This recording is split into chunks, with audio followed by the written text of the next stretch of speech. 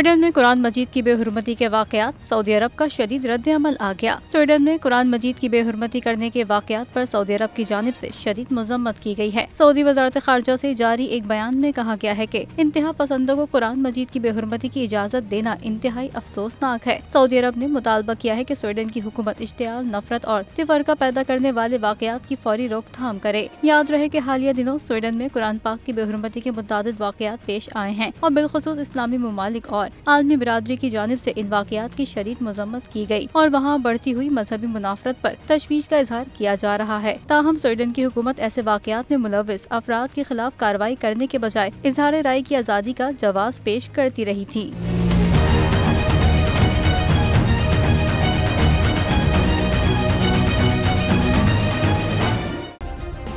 Subscribe करें और bell दबाएं ताकि कोई खबर रह न जाए।